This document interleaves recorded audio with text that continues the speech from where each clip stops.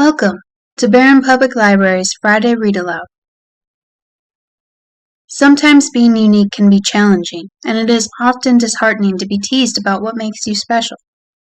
This is a story about staying true to yourself and that ultimately your individuality will be valued and celebrated. Nerdycorn, written by Andrew Root, illustrated by Erin Kraan. Fern wasn't like the other unicorns.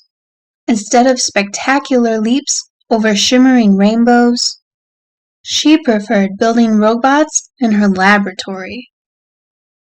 Rather than splashing majestically in mountain waterfalls, she enjoyed coding software to program her computer.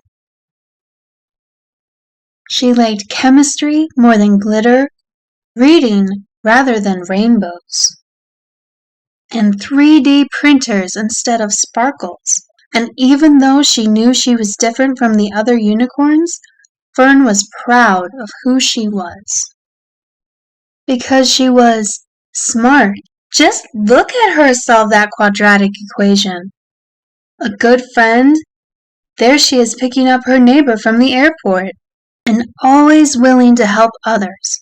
Wow! She's changing their oil and cleaning their gutters. But even when Fern went out of her way to do nice things, some of the other unicorns would still tease her for being different.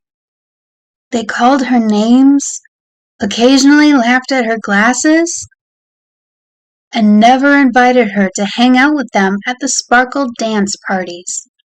"I've had enough," Fern said one day. "I'm through helping rude unicorns. The next time they need an engine rebuilt, turbo sprocket installed, or hydrothermal capacitor welded, they are on their own."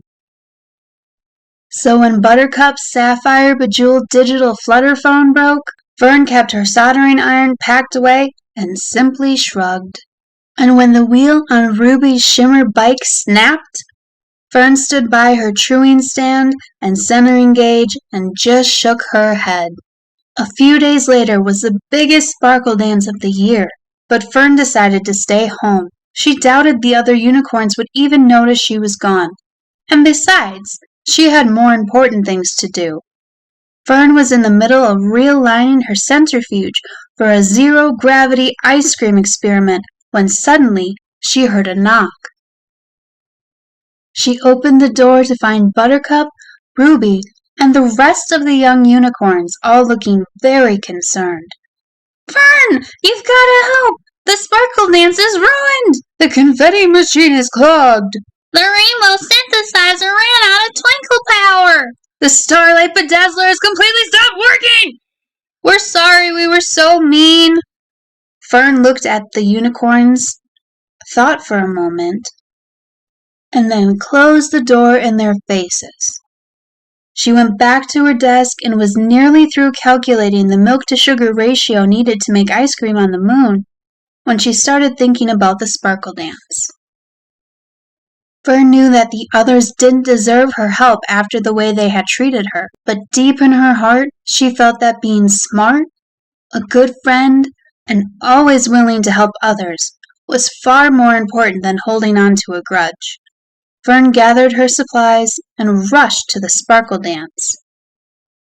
Using her multimeter, digital calipers, an arc welder, 2 9-volt batteries, an old soda can, some dental floss, and a bit of dry ice, she was able to get everything working again. With the rainbows flowing, the confetti flying, and the starlight shining, every single unicorn cheered for her. She had saved the dance! Once the congratulations had stopped and the party had begun, Buttercup, Ruby, and all of the young unicorns gathered excitedly around Fern. "We're sorry, Fern. We never should have treated you like we did. We wish we could invent, fix, and create like you. It was so cool how you calibrated that bedazzler. How hard is it to program in binary code? What's the best type of flux to use when soldering? Could you teach us?"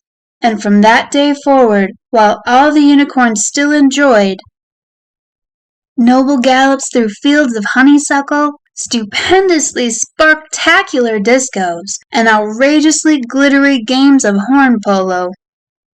They also couldn't wait to put on their tool belts, pull out some graph paper, fire up the acetylene torch, and get to work on one of Fern's amazing projects. And they each tried their best to be smart, a good friend, and always willing to help others.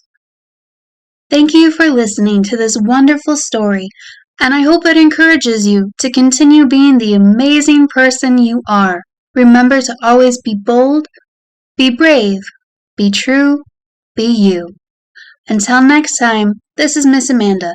Be sure to enjoy the magic of books and keep reading.